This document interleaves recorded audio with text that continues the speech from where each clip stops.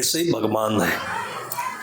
भ मने भूमि, ग मने गगन, व मने वायु, आ मने अनल और न मने नीर। इन पांचों तत्वों की शक्तियां मिलकर के ब्रह्मांड को चला रही हैं। ये भगवान है, इसमें चेतन इसका ज्ञाता है। चेतन केवल जानता है, करता कुछ नहीं है। इसलिए गीता में इसको दृष्टा कहा गया, अकर्ता कहा गया, ज्ञाता कहा गया। हम कहते हैं कि हम मालिक हैं, बस यहीं से सारी बुराई पैदा शुरू हो जाती है। मालिक, बाप कहता है बेटा मैंने बनाया, पैदा किया। वास्तविकता यह है कि हम मालिक नहीं है, हम ज्ञाता है। शरीर हमारा नहीं है, शरीर को हम नहीं चलाते हैं, शरीर को मन चलाता है, इसके कर्म चलाते हैं। मन, आत्मा और शरीर, ये तीन चीजें होती हैं। शरीर जड़ तत्वों से बना हुआ है, इसलिए उसके नियम है। आपको शरीर में जितना पानी चाहिए उतना ज्ञान होना चाहिए, वो पानी पीना चाहिए। आप चाहें कि पानी जगह पर हम कोल्ड ड्रिंक पिएं, पानी की जगह पर हम दूसरा कुछ पिएं, पानी का जीवन में कोई दूसरा विकल्प नहीं है, ये ज्ञान है। पानी को तोड़ करके केमिस्ट्री में H2O बना दिया गया, हाइड्रोजन का 2 अंश और ऑक्सीजन का 1। पानी को तोड़ दिया गया, लेकिन पानी की महिमा, पानी का गुण किसी को नहीं बताया गया। दिल्ली में कोई बेटी पढ़ने जाती थी, घर पर उसका हमारा भोजन था, तो उसको बरसों से सिर दर्द की बीमारी थी। जब हम जाते हैं तो घर का दुख सुख पूछते हैं, सुनते हैं, चर्चा करते हैं। यही ज्ञान है। दुख अज्ञान है, अज्ञान के कारण है। सुख ज्ञान का परिणाम है। हालांकि सुख का 2 प्रकार से उपयोग किया जाता है। एक मानसिक होता है, एक स्वास्थ्य से होता है, स्वरूप स्थिति से उसको आनंद कह देते हैं, या दुख सुख से ऊपर की स्थिति कह देते हैं। दुख सुख की जो चर्चा है उसका नाम सत्संग है। घर वालों ने बताया तो मैंने कहा ये पानी कम पीती है, चेहरा देखते ही पता चला। तो उसने कहा कम पीते हैं। तो माँ से मैंने कहा कि देखो ये बच्ची है, अभी 7वीं 8वीं में पढ़ती है, ये जिम्मेदारी आप लोगों की है कि उसको बोतल में पानी दिया करो, दिन में 1 आध बार फोन करके पूछा करो। उसने कहा पानी देती है साहब, ये पीती नहीं वहाँ। तो मैंने उससे पूछा पीती क्यों नहीं? तो उसने कहा कि जो मैडम है ना वो मना करती है पानी मत पीना। तो मैंने कहा क्यों? तो कहा कहते हैं कि बार बार सुसु जाएगी ये। गांव में लोगों के बीच अगर पेशाब बंद हो जाए तो अस्पताल जाना पड़ेगा, और उस स्कूल में जहाँ केमिस्ट्री पढ़ाई जाती है, पानी का विवेचन पढ़ाया जाता है, वहां पर मैडम बोल रही है कि पानी नहीं पीना, सुसु जाना पड़ेगा। ये हमारे समाज में शिक्षा और संस्कारों में ये अंतर है। जो ज्ञान है केमिस्ट्री का, फिजिक्स का, हम अगर फिजिक्स पढ़ाते, केमिस्ट्री पढ़ाते तो पूरे साल भर का कोर्स हम चैलेंज देते हैं कि 1 महीने में पूरा कर देंगे, और बच्चा कभी फेल नहीं होगा, भूलेगा नहीं, और ज़िंदगी उसकी केमिस्ट्री फिजिक्स के लायक बनेगी, फिजिक्स उसके ज़िंदगी के लायक ज्ञान बनेगा। लेकिन ज़िंदगी अलग है और स्कूल की पढ़ाई बिल्कुल अलग है, दोनों अलग अलग है। इसलिए स्कूल की पढ़ाई का लाभ केवल नौकरी है और पैसा है, ज़िंदगी में कुछ नहीं है।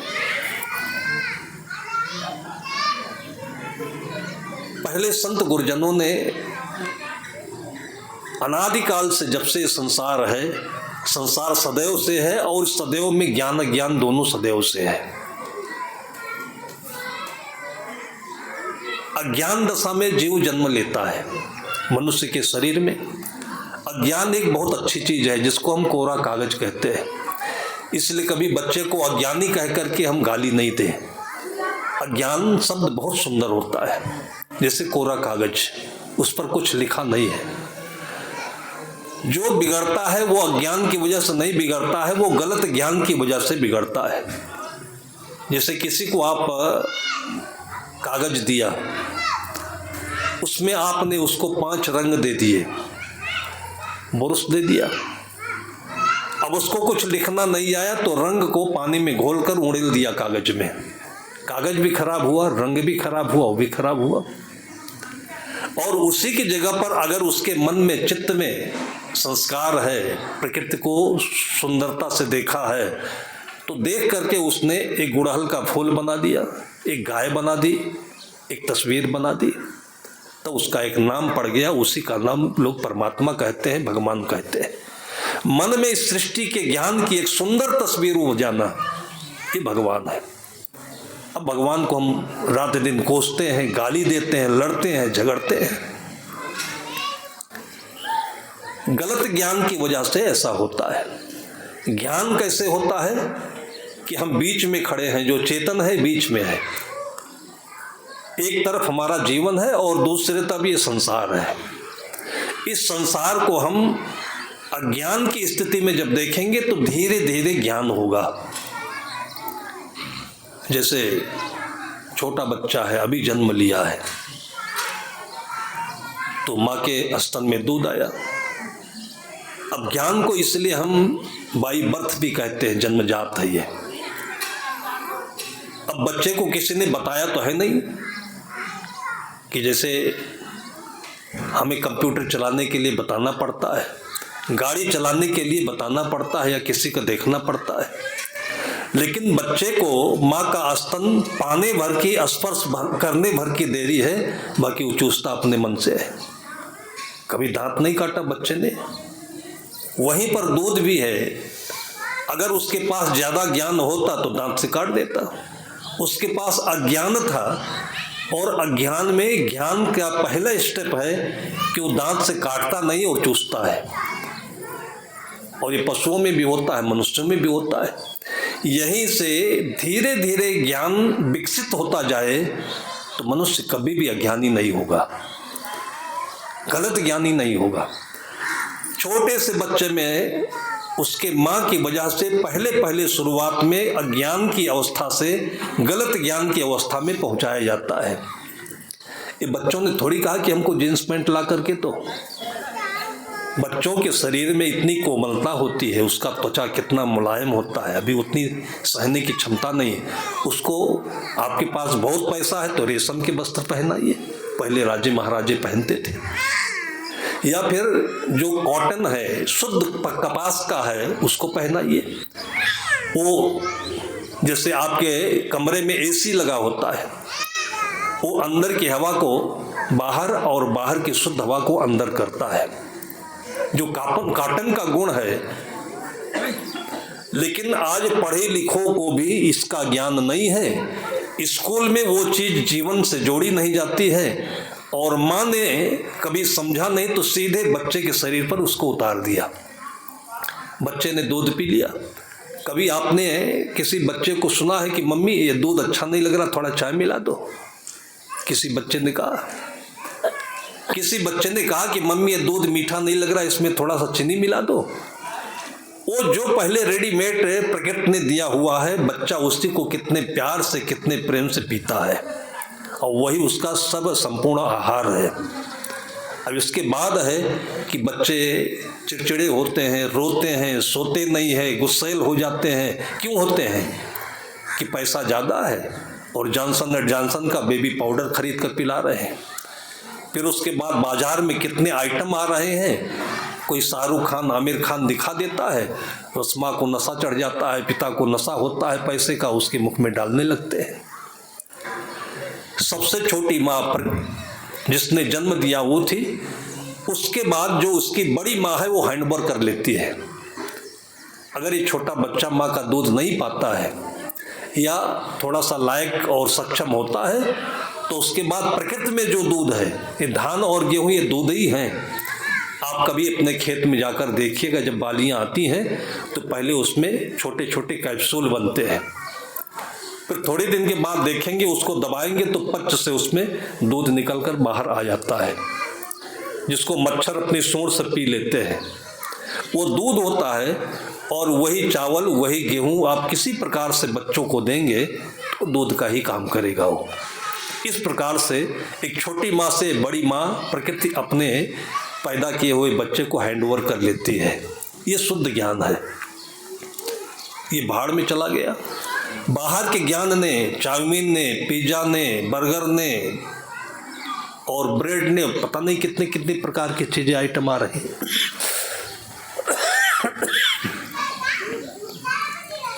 अब इतना इसका लोगों के भीतर प्रभाव छा गया है कि अगर ऐसा किसी के घर में नहीं होता है तो कहेंगे गरीब है। हम छत्तीसगढ़ में देखते थे, पहले शौक से लोग पान रोटी बनाते थे, खिलाते थे, खाते थे। आज बड़े शौक से लोग ब्रेड खा रहे हैं। और जो साइंस पढ़ने वाले हैं, साइंस पढ़ाने वाले हैं, शिक्षित लोग हैं, उन्होंने भी कभी विचार नहीं किया कि ब्रेड क्या है और जो हम पहले खाते थे वो क्या चीज़ है। प्रकृति ने आपको शुद्ध गेहूं दिया ना, तो गेहूं को थोड़ा ज़्यादा नहीं बिगाड़ा, थोड़ा सा बिगाड़ा, उसको आटा बनाया और गोल बना करके उसको सेंक दिया। वो खाने में, पचने में आसान हो गया। भाई इतना हुआ। ये है रोटी। लेकिन उसकी छिलके को निकाल दिया। गेहूं से गेहूं का छिलका महंगा बिकता है, किसी को पता होना चाहिए। चावल से चावल के ऊपर का जो छिलका कण होता है महंगा बिकता है। जो महंगी चीज़ है वो निकाल दी जाती है और जो खुज्जा है, सार रहित है, वो आपके पास भेज दी जाती है। उसका ये ब्रेड बनता है। और आजकल तो जो रेडीमेड आटा खरीद कर लाते हैं वो भी वही है, जिसमें कुछ नहीं रह गया। 5% 10% कुछ होगा और बाकी चोकर जो होता है वो दूसरे कामों में चला जाता है। इस तरीके से ये पढ़ा लिखा समाज भी आज अज्ञान से सीधे गलत ज्ञान में कूद गया और उसी का परिणाम भोग रहा है। आज के 25 वर्ष पहले, 50 वर्ष पहले आप संख्या गिनिए बीमारों की। हम 20 साल तक की अवस्था तक गांव में रहे अपने, और उस 20 साल की उम्र तक मैंने ऑपरेशन नहीं सुना था। 1976-77 में केवल एक ऑपरेशन सुना था, नसबंदी जिसका नाम था। बाकी मैंने कभी किसी का स्टोन नहीं सुना, गॉलब्लैडर का पथरी नहीं सुना, किसी के शरीर में चीरा लगाने की बात मैंने नहीं सुनी। जुकाम बुखार आता था और आदमी तुलसी का काढ़ा पी लेता था, अदरक पी लेता था, उपवास कर लेता था। ज़्यादा से ज़्यादा हो तो फिर थोड़ा पैरासीटामोल वगैरह ले लेता था। और जब से ये संपन्नता और लोगों का गलत ज्ञान बढ़ता गया है किसी भी माध्यम से, आज देखिए कि घर घर में अस्पतालों की ज़रूरत महसूस होने लगी। जो अच्छे डॉक्टर हैं आज भी वो समझा करके तब दवा देते हैं, लेकिन जो अच्छे डॉक्टर समझाने लगेंगे तो ये कहेगा कि ये कुछ जानता नहीं है, फिर उसके पास जाएगा जो दवा अधिक देता है। इस तरीके से हम लोग आज अपनी ज़िंदगी को सही रूप में न समझ करके और जी भी रहे हैं, झेल भी रहे हैं और आने वालों के लिए यही हम समर्पित कर रहे हैं। इसी में जो चिंतन करने वाले हैं वो थोड़ा रुकते हैं, देखते हैं, समझते हैं कि हम बीमार क्यों होते हैं, हमें ये तकलीफ़ क्यों होती है। कोई भी आपके जीवन में प्रतिकूलता आती है तो आप उसमें दौड़िए नहीं, थोड़ी देर रुकिए। उसका नाम, उस रुकने का नाम उपवास है। देखिए, शरीर अपने आप बीमार नहीं होता है और चेतन तो बीमार होता ही नहीं है। ये दोनों में बीमारी नहीं है। गोस्वामी जी बड़ी आसान भाषा में बोलते हैं कि जड़ चेतन की ग्रंथ पड़ी गई, यद्यपि मृथा छूटत कठिनाई। दोनों जब आपस में मिलते हैं तो मन बनता है। मन कैसे बनता है? जैसे भंडारा हुआ, सब लोग अपने अपने घरों में बढ़िया भोजन करते हैं। बढ़िया का मतलब भूख लगने पर। बढ़िया भी दो प्रकार का होता है, एक भूख लगने पर बढ़िया लगता है और एक आइटम बढ़िया हो तब बढ़िया लगता है। एक को आप समझ लीजिए कि मारीच है और दूसरे को आप समझ लीजिए कि सोने का हिरन है। सोने के हिरन दिखाई पड़े तो समझ लीजिए कि बढ़िया में फंस रहे हो, और सोने के हिरन में मारीच दिखाई पड़े तो समझ लीजिए कि आपको कोई फंसा नहीं सकता है। लेकिन हम फंसने को राजी हैं। भंडारा हुआ, सेठ भी था कि उसको ज़्यादा पुण्य लेना था। लोग कहते हैं ना कि जितना खाएगा साधु उतना पुण्य लगेगा। अधिक पैसा कमाया हुआ है। साधु भूख भर से ज़्यादा खा ही नहीं सकता है। और जो खाएगा ज़्यादा फिर भोगेगा, वो भोगी हो जाएगा, साधु नहीं रहेगा वो। अभी चाहे साधु की बात कहें चाहे गृहस्थ की बात कहें, आम आदमी के लिए नियम है ये। खाया क्यों जाता है, इसका बिल्कुल वैज्ञानिक उत्तर है कि भूख के लिए खाया जाता है। और भूख उसे कहते हैं कि भूख में मन इतना सुंदर हो जाता है। आप लोग भी समझिएगा, भूख भी दो तरीके का होता है। जैसे मैंने बताया ना कि जो सुख होता है, आदमी का ज्ञान होता है दो तरीके से, एक मारीच दिखाई पड़ता है, एक सोने का हिरन दिखाई पड़ता है। ऐसे ही एक भूख में आदमी का चित्त प्रसन्न हो जाता है, फिर उसको अपने घर में रोटी की याद आने लगती है, मन खुश होता है कि भोजन तैयार हो रहा है। दूसरी भूख होती है कि भूख लगते ही बेचैनी आती है, कमजोरी आने लगती है, फिर आदमी थाली पटकने लगता है, पैर पटकने लगता है, गाली देने लगता है, अभी तूने तैयार नहीं किया। ये भी भूख है। वो भूख बीमारी है, नकली भूख है। और ये भूख सही भूख है कि आदमी को रोटी देखते ही मुख में पानी आने लगे। वो जो बीमारी वाला भूख है, छटपटाहट वाली भूख है, जैसे थाली में भोजन आएगा, दो कौर खाएंगे बस चिड़चिड़ाने लगेंगे, तूने ये नहीं मिलाया, वो नहीं किया, ऐसा नहीं किया, वैसा नहीं किया। भूख ना होने के कारण से, नकली भूख होने के कारण से। अब सामने फिर अच्छे अच्छे आइटम बनाने का आविष्कार हो गया। जो रोगी मन है उसकी भूख में भोजन अच्छा नहीं लगता है, तो भोजन की क्वालिटी को नहीं, भोजन के बाहर की बनावट को सुंदर बनाने लगे लोग, और उसी का नाम आज बाजार का आइटम कहा जाता है। देखने में सुंदर, स्वाद में एक गजब का, आकार में दूसरा, और उसी का नाम। वो ऐसा क्यों किया? उसके करने का हेतु है कि वो आपके मन को गलत तरीके से संतुष्ट करके आपके जेब के पैसे को खींच रहा है। बाराबंकी में जहाँ आश्रम है, पास में चौराहा मसौली है। बहुत गरीब हलवाई था वो, दुकान चलती नहीं थी। चाय पकौड़ी समोसा बनाता था तो लोग खा लेते थे, उधार देते नहीं थे, क्योंकि गांव का रह मामला था। ऊब करके वहाँ से हट कर वो चौराहे पर चला गया, झोपड़ी डालकर बैठा। तो चाय में वो आमदनी होती नहीं, बरकत नहीं हो रही थी। तो उसकी पत्नी ने कहा कि तुम ऐसे पसीना बहाते रहोगे, मेहनत करते रहोगे, तरक्की नहीं होगी। तरक्की नाम से होती है। इसलिए लोग कहते हैं कि नाम, राम से बड़ा राम का नाम। नाम में शक्ति होती है, और जो सही नाम होता है उसमें काम होता है। उसने कहा देखिए, जब तक नाम नहीं बनाओगे तब तक ये तुम्हारी दुकान चलेगी नहीं, और तुम वही चाय समोसा जो सब करते वही करते हो, थोड़ा आगे बढ़ो। तो उसने कहा आगे बढ़कर क्या बनाए? कहा मिठाई बनाओ एक बढ़िया। तो उसने कहा मिठाई क्या बनाए? मिठाई वही दूध है, वही चीनी है, वही आटा है। उसने कहा कि मैं बताती हूँ कि मिठाई बनाओ। तो पता नहीं छत्तीसगढ़ में वो मिठाई बनती है कि नहीं, वो पारंपरिक व्यंजन माना जाता है, होली के समय बनता है। उसको हमारे यहाँ पिचक्का कहते हैं या गुझिया कहते हैं। जो मैदा होता है उसी की रोटी बनाकर उसके अंदर में मावा भर देते हैं, ड्राई फ्रूट डाल देते हैं, चीनी डालते हैं, गोल कर देते हैं लंबा लंबा, और घी में तल देते हैं। उसको पिचक्का कहते हैं या गुझिया कहते हैं।